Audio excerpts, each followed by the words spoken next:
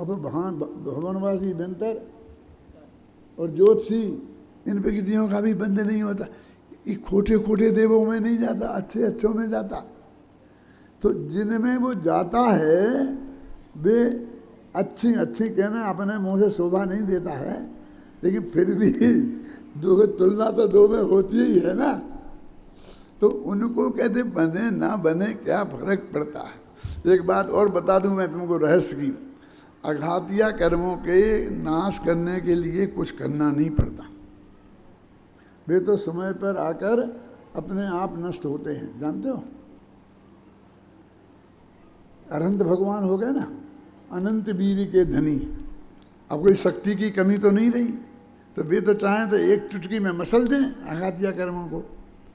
4 आघातिया कर्म बचे, अरहंत अवस्था में काय को बैठे, फटाफट खत्म करके मोक्ष में चले जाए। नहीं करते, नहीं करते कि नहीं साहब करुणा नहीं हो कहने वाले कर नहीं सकते। हम तो दोनों का एक ही अर्थ मानते हैं कि नहीं करते और नहीं कर सकते का एक ही अर्थ है, समझ में आई ना। तो कहते हैं क्यों, वो भी आता है ना कि आयु कर्म हो कम और नाम गोत्राधिक्य हो ज्यादा स्थिति, तो वो केवल ही समुद्रघात होता है, उससे चारों कर्मों की स्थिति बराबर हो जाती है।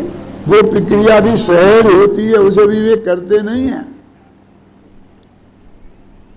तो अघातिया कर्मों का नाश जिसकी चिंता केवली भगवान भी नहीं करते नाश करने की, हम उनकी चिंता कर रहे हैं। हमें उनमें फेरफार करना है, आयु कर्म को बढ़ाना है, नाम कर्म को ठीक करना है, नाक को ठीक करना है। तो नाम कर्म को ठीक करना होगा ना, ठीक करने के चक्कर में जाके नाक कटवाते हैं डॉक्टर से। मेरा मतलब समझ आया ना, जिसके बारे में अरहंत कुछ नहीं करते और समय पर वो नष्ट हो जाते हैं, तुम्हारे भी समय पर नष्ट हो जाएंगे। क्या हम जहर खा के मर जाएंगे कि नहीं मर सकते, ये गाथाएं कहती हैं। आयु कर्म यदि मौजूद है तो जहर खा के नहीं मर सकते हैं। हमें उन आयु कर्म में फेरफार करना है। जिन घातिया कर्मों का नाश उनने किया उनकी हम बातें ही नहीं करते, और मिथ्या तो जो सबके बाप का बाप है उसके तो कोई बातें ही नहीं करता कि वो बन रहा है तो बन रहा होगा, छूट गया तो छूट गया। वो कहते हैं सारे कर्म बंधे, अकेला मिथ्यात्व तो नहीं बंधे तो हमारा काम हो गया, और मिथ्यात्व तो बंधे और एक कर्म भी नहीं बंधे तो भी हमारा कुछ नहीं हुआ। ये समझ में बहुत गर्म हवा चल रही है। कहीं ठंडा झोंका भी आ जाता है, कहीं कहीं से कहीं गर्म हवा चलती है, कहीं मिथ्यात्व से ही सब कुछ बनता है। अनंत संसार के बंध का कारण मिथ्यात्व है, कहीं कहते हैं मिथ्यात्व बंध का कारण ही नहीं है। अब सब तरह की हवाएं चलेंगी, अब तुम्हें अपने विवेक से निर्णय करना पड़ेगा। शास्त्र तुम्हारे सामने हैं, जनवाणी तुम्हारे सामने है, और तुम निर्णय करो कि क्या है। ये देखो अभय जी, एक दफे और पढ़ लें अपन, दूसरा तीसरा और चौथा, मुझे अच्छा लगता है। देखो आप सब लोग ध्यान से सुनो, फिर मैं आगे बढ़ जाऊंगा। हाँ, कर्मों से नहीं बंधा मैं, ना हिंसा से चेतन की, तन मन वचनों से भी मैं अब तक तो नहीं बंधा हूँ। पंचेंद्रिय के भोगों से बंधन में नहीं पड़ा हूँ, रागादिक भावों से ही बंधन में यहाँ पड़ा हूँ। यद्यपि यह सारी दुनिया कर्मों से भरी हुई है, केवली का योग जगत में सबसे ज्यादा चलता है। जीवों का मरण जगत में तो होता ही रहता है, भोगों को भी रागी जन दिन रात भोगते रहते।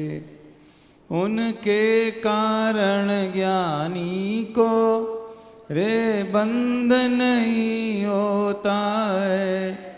विराग द्वेष से बंधते सारे अज्ञानी जग में, सारे संयोग मिले पर यदि राग द्वेष ही ना हो तो बंध नहीं होता है। निर्बंध सदा वे अज्ञानी मिथ्या दृष्टि, भोगों में नहीं दिखे पर वैरागादिक होने से बंधते हैं अरे निरंतर। कर्मादिक से ना बंधते वे क्रिया कांड से छूटें, रागादिक से बंधते हैं वैराग्य भाव से छूटें। देखो ये लिखा ना, सारे संयोग मिले पर यदि राग देश ही ना हो, ऊपर हे राग देश से बंधते लिखा ना। राग देश माने क्या है? क्या अब तुम हमसे राग देश माने भी पूछोगे? हमने तुम्हारी ट्रेनिंग की क्लास में पढ़ लिया है खूब, हैं? जिनको अनुकूल जानकर वेदन करते हैं उनसे राग करते हैं, प्रतिकूल जानकर जिनसे द्वेष करने लगते हैं। ये नहीं है यहाँ। राग देश का अर्थ राग देश नहीं है।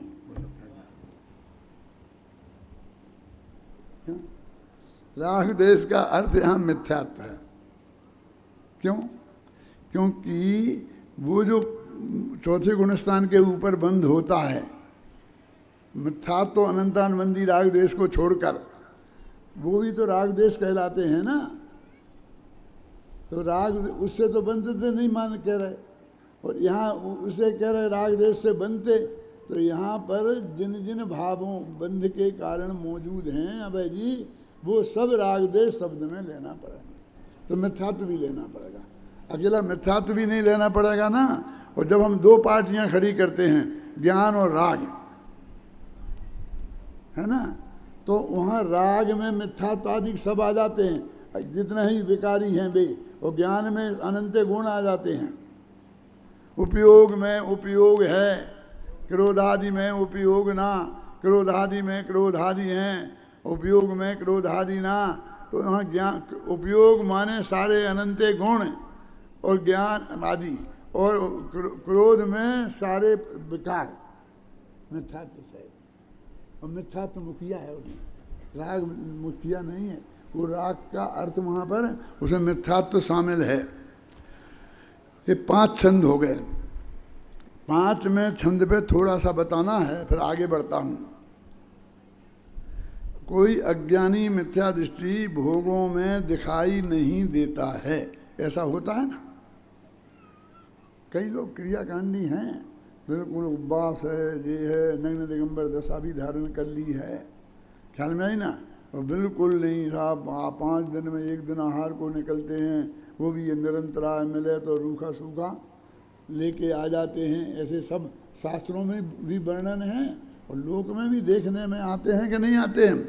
अज्ञानी मिथ्या दृष्टि, वे अज्ञानी भी और मिथ्यात्व भी हैं, क्योंकि सब में दर्शन नहीं है। भोगों में नहीं दिखें, भोगों में नहीं है वो, वे रागाधिक होने से बनते हैं सदा निरंतर, लेकिन राग मिथ्यात्व होने से निरंतर उन्हें बंद होता है। तो बंद कैसे हुआ?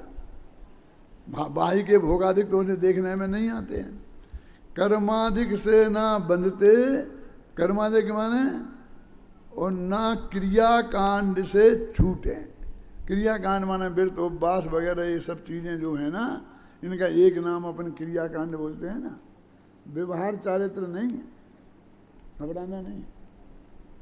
व्यवहार चारित्र तो उसे जब कहते हैं जब अंतर में निश्चय चारित्र हो। समझ में आया क्या कहें?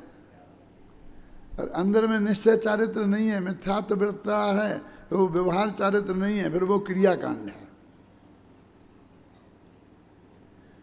समय सार में मैंने पद्यानुवाद किया ना, तो उसमें एक दोहा आता है बहुत मार्मिक, एक क्रियाकांड वाला। बोलोगे? कौन बोलेगा? क्रियाकांड से ना मिले यह आत्म अभिराम, ज्ञान कांड से सुलभ ही सदा सहज आत्माराम। ऊपर संस्कृत का छंद पढ़ लेना, अनुष्ट है शायद, बिल्कुल हूबहू यही बात लिखी है उसमें। अभी क्रियाकांड से छूटता नहीं है और कर्मादिक से बनता नहीं है, रागादिक से बंधता है और वैराग्य भाव से छूटता है। ये वैराग्य भाव है, वीतराग भाव के अर्थ में है। तो ऐसा नहीं है ये मरघट या वैराग्य जैसा कि जब कोई मुर्दा को जलाने जाते हैं तो सब ऐसी बातें करते हैं कि आहा संसार कितना आसार है, एक दिन सबको मरना है, ऐसी ऐसी बातें करते हैं। लेकिन घर तक नहीं आते हैं और उसके पहले ही सब काफूर हो जाता है। वो सीधे दुकान पर जाते हैं और एक के दो शुरू करना कर देते हैं, सब धंधा पानी में वैसे ही के वैसे लिप्त हो जाते हैं। अब तो वहाँ जाने की ज़रूरत नहीं है, मरघट में मुर्दा जलता रहता है और व्यापारी व्यापार की चर्चा करते रहते हैं। कभी कभी तो कुछ सौदा भी निपटा लेते हैं, कर लेते हैं वहीं के वहीं। चाय पानी भी चलने लग गया है आजकल है? ये तो मरघट में भी बैठेंगे ना तो इन्हें चाय चाहिए। वहाँ की चाय की दुकानें खुल गई, लेकिन यहाँ चाय की दुकानें काहे को खुल गई? यहाँ कौन पीता है? यहाँ तो सब छोड़ते हैं। अभी तुम कौन सी दुनिया में रहते हो? अभी तुम्हें पता नहीं है क्या होता है। अब ये प्रकरण बदल रहा है। अब दूसरा प्रकरण आता है, दूसरी बात। एक बात अपनी खत्म हो गई, अब दूसरी बात आती है, फिर तीसरी आएगी, फिर चौथी आएगी। मैं छोड़ूंगा नहीं, मुझे घड़ी मड़ी मत दिखाना। पढ़ो पढ़ो अभय जी, छठवां छंद।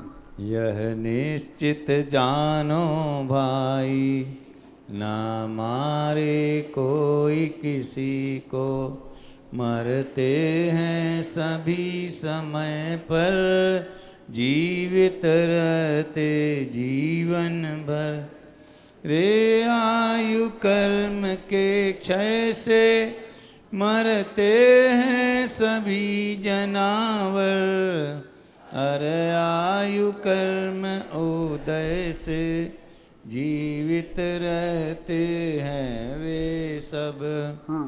सुख दुख और जीना मरना, करते हैं अपना अपना। नहीं कोई किसी का करता, करते सब अपना अपना। अपने भावों की करता, भोगता है सारी दुनिया। अपने भावों के फल को, चखती है सारी दुनिया, चखती है सारी दुनिया। इसके लिए 15-16 गाथाएं हैं समय सार में। बहुत मार्मिक गाथाएं हैं। उसमें मैंने अमेरिका में जाकर के सैकड़ों व्याख्यान किए हैं उन गाथाओं पर, 16 गाथाओं पर। अभय जी कौन सी गाथाएं? एक आध दो पढ़ के सुनाता हूँ। निज आयु क्षय से मरण हो,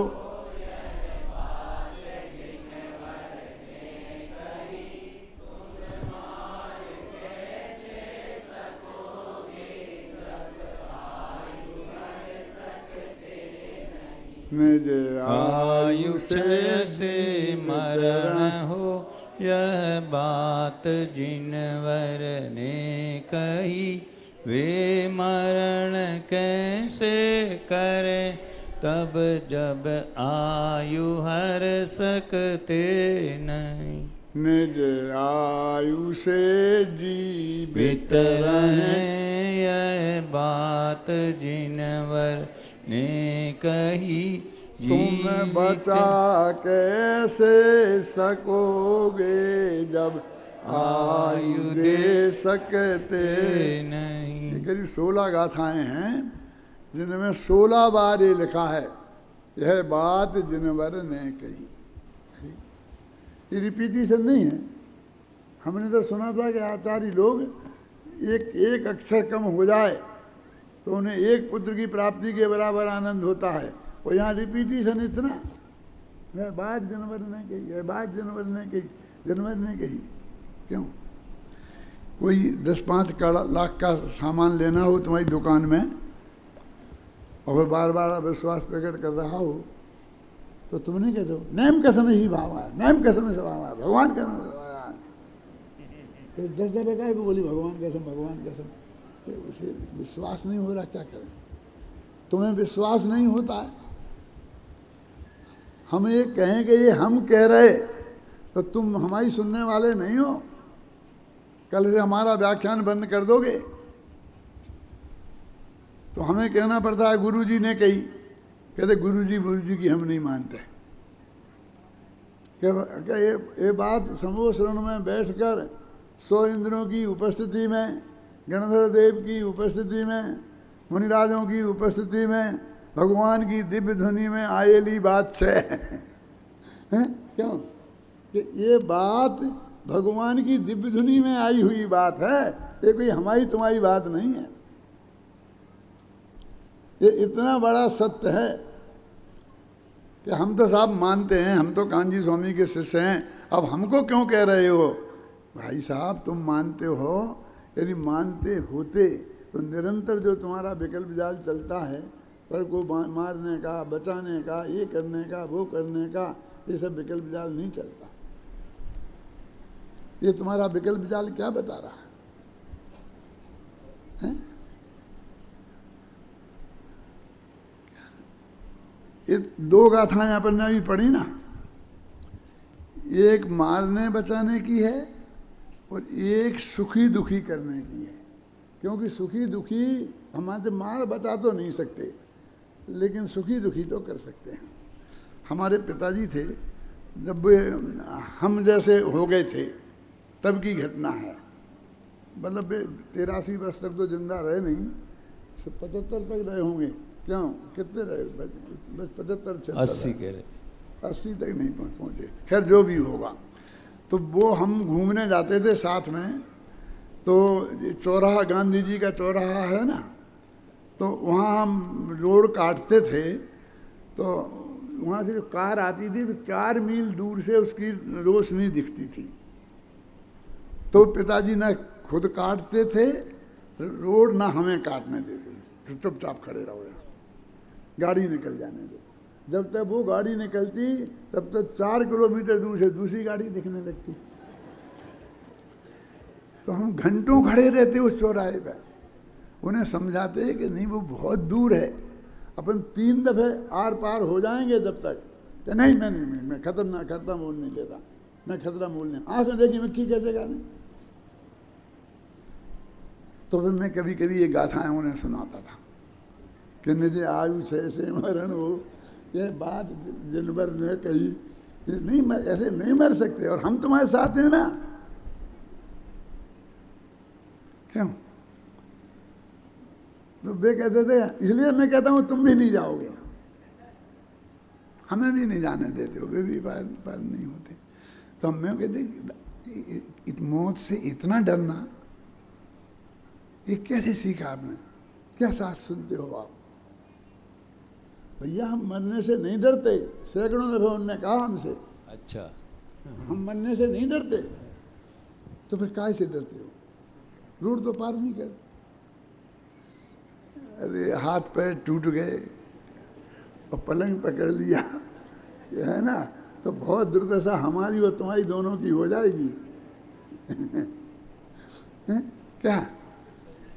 जब तक हमारा सारी दिनचर्या स्वाधीन पने चलती रहती है, तब तक ही हम जिंदा रहना चाहते हैं। हम ऐसे पलंग पे पड़े रहकर जिंदा नहीं रहना चाहते हैं। क्यों? ऐसा कह देते। तो मैंने कहा भाई दादा, वहाँ पर सुख दुख की भी गाथाएं हैं, जीवन मरण की भी गाथाएं हैं और सुख दुख की भी हैं। तो एक गाथा हमने इसमें उदाहरण के तौर पर जीवन मरण की ली और एक सुख दुख की ली, 7वीं सुख दुख की पढ़ो अभय जी। हाँ,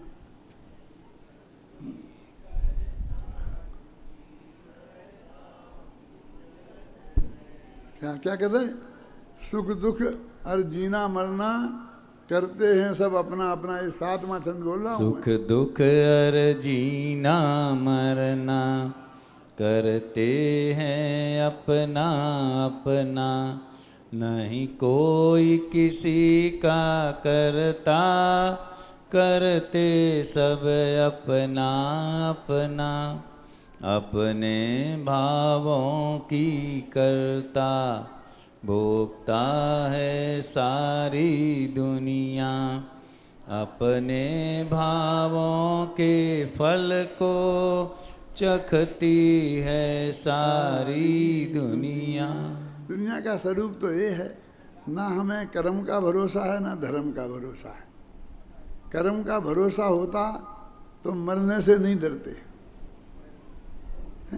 एक पंक्ति और इसमें आई थी, आपने ध्यान दिया हो कि मरना तो है एक समय का और जीना है जीवन भर का। अब भाई जी सुना दो वो पंक्ति। यह निश्चित जानो भाई, ना मारे कोई किसी को, मरते हैं सभी समय पर, जीवित रहते जीवन भर। जीवित तो जीवन भर रहते। मान लो मैं अभी 83-84 वर्ष तक जिंदा तो हूँ और मरूंगा वो तो एक समय।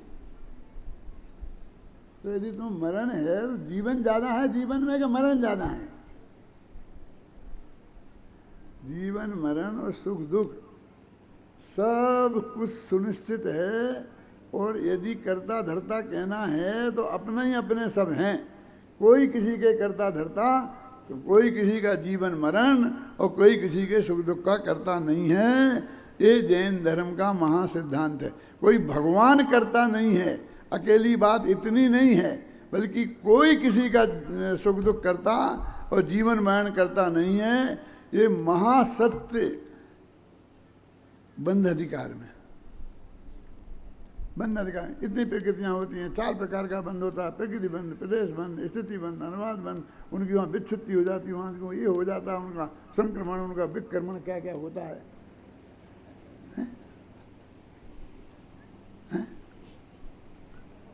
होता वो क्या करना, हमको क्या लेना देना।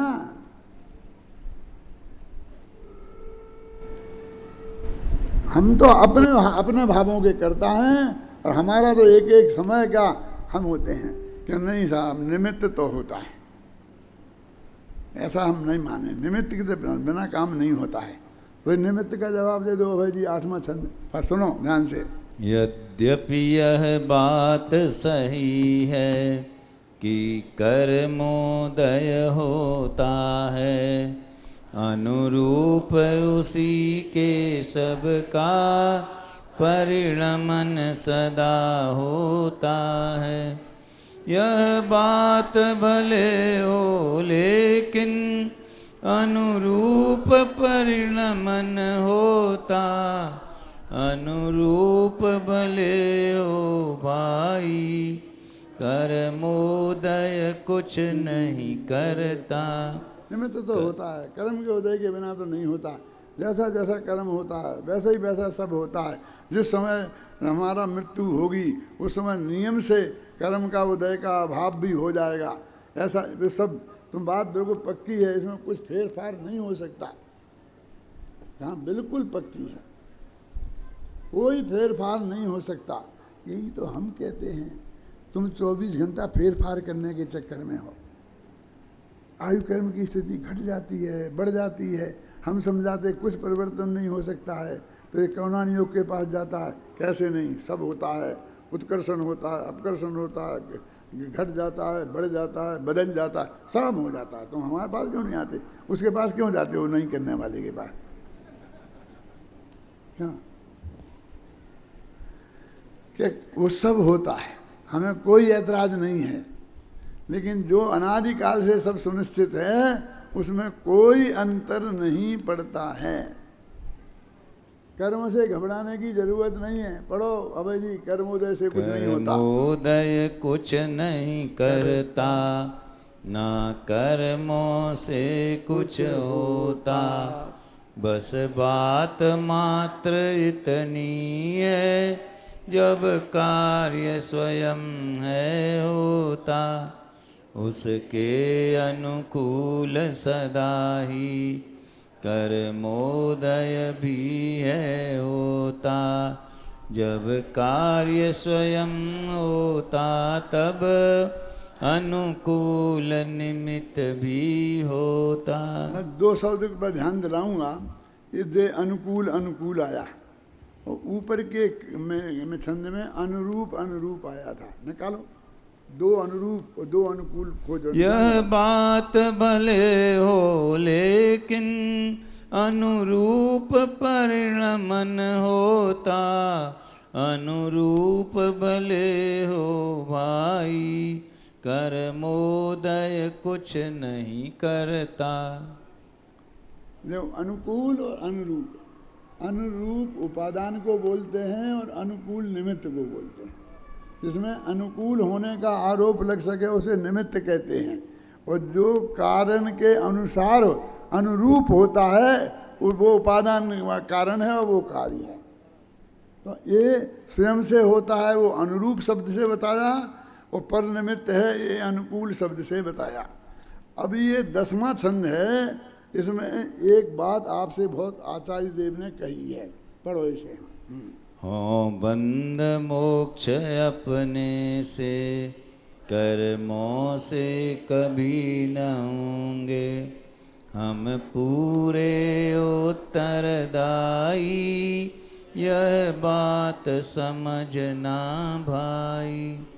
यह समझा करके सबको अपनाना भी है भाई। हम पूरे उत्तरदायी, अब अधिक कहें क्या भाई। ये कह रहे हैं कि तुम कर्मों का उदय होता, अनुरूप होते, प्रतिरूप होते, कर्म होते, सब बातें पक्की हैं। लेकिन एक बात ध्यान से रख लो, तुम्हारे सुख दुख और तुम्हारे जीवन मरण के पूरे उत्तरदायी तुम ही हो, कोई दूसरा नहीं है। दूसरे के माथे पर मरना नहीं। क्या जो कुछ भी हमारा अच्छा बुरा हुआ है, हो रहा है, होगा, उसके पूरे उत्तरदायी हम हैं।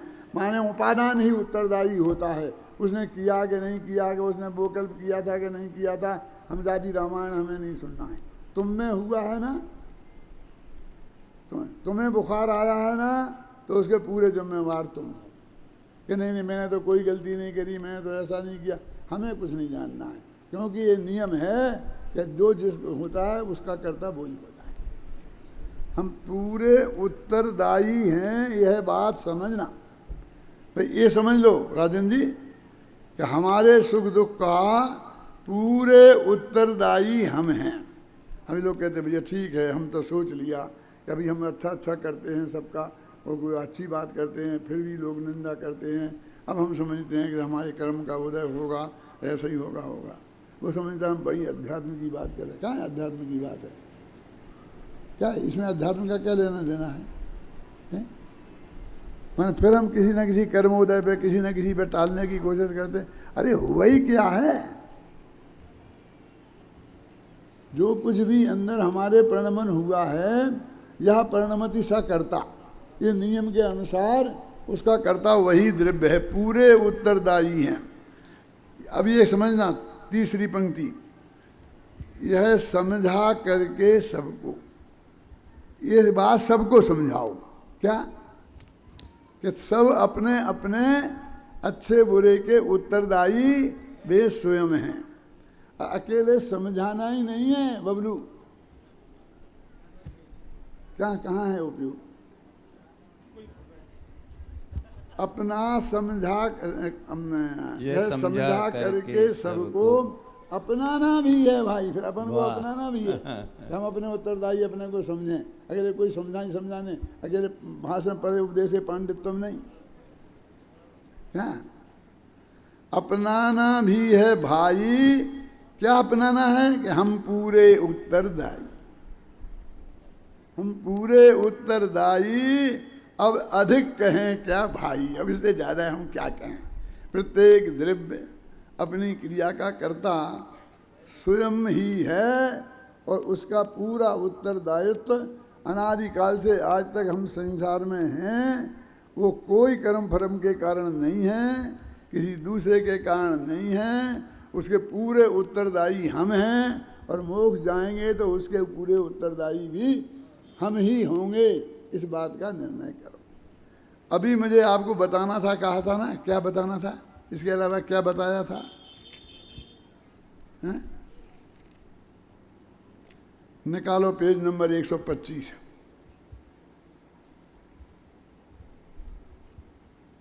मोक्ष अधिकार।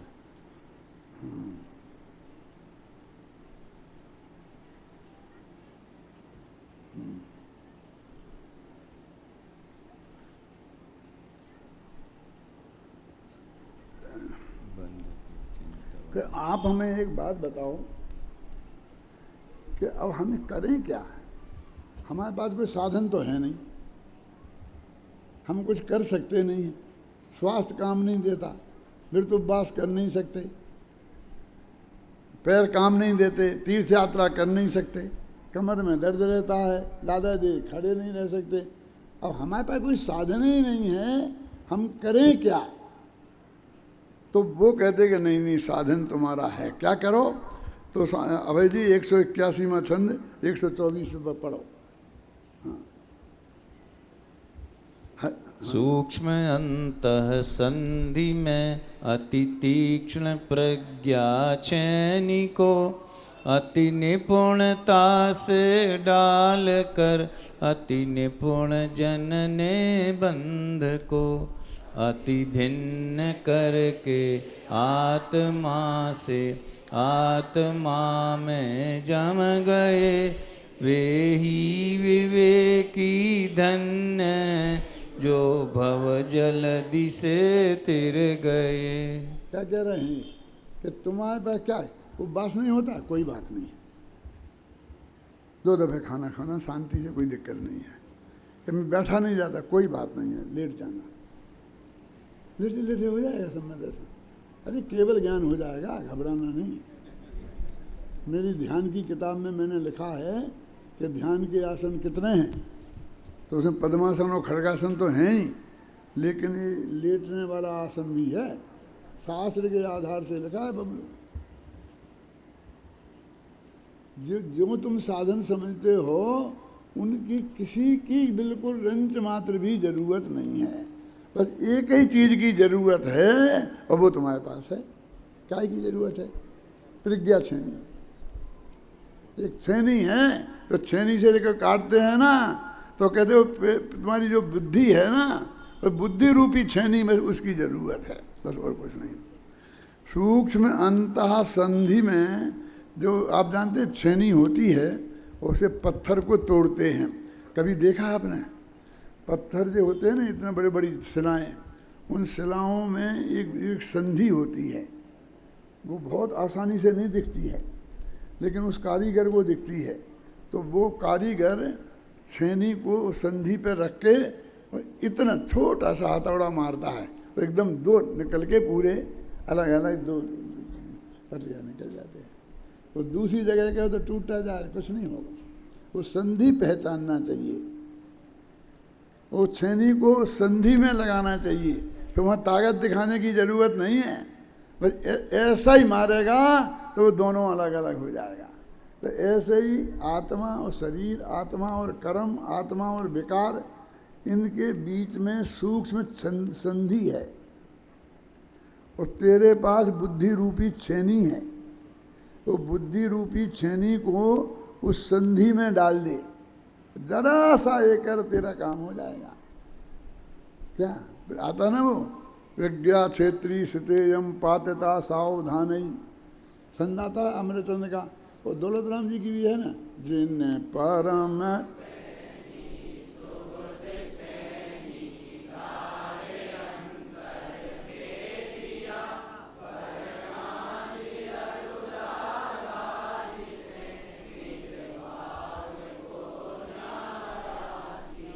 अब वो कहते वो उससे तुम जान सकते हो। तो कहते वो तो ठीक है, हमने जान लिया कि आत्मा अलग है और आश्रव अलग है, आत्मा अलग है और देह अलग है, कर्म अलग है, नो कर्म अलग हैं, हमने ये सब जान लिया। अब उसे अलग करें कैसे? ऐसा करो, बाजार से जहर ले आओ तो खा लो तो अलग हो जाएगा शरीर। क्या करें? अब इसे करना, अरे जैन धर्म में जानना ही करना है। वो जिस प्रज्ञा रूपी छेनी से तुमने उसे अलग अलग जाना है, उसी से करो। करो माने जानते रहो कि ये अलग है, और कुछ नहीं करना है। जिस भांति प्रज्ञा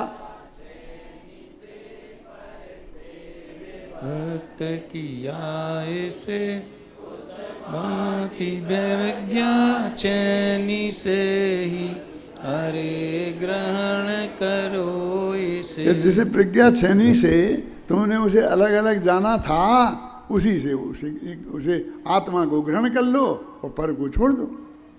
उसी प्रज्ञा छेनी से कि साहब हमारी तो समझ में नहीं आया, तुम करके बताओ। करके बताएं कि चलो करो, पढ़ो आगे। अब जी 297, 98, 99। हाँ।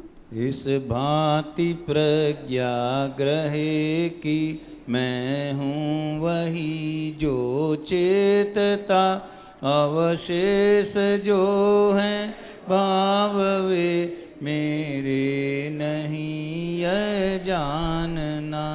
इस भांति प्रज्ञा ग्रहे की मैं हूँ वही जो देखता, अवशेष जो हैं भाव वे मेरे नहीं यह।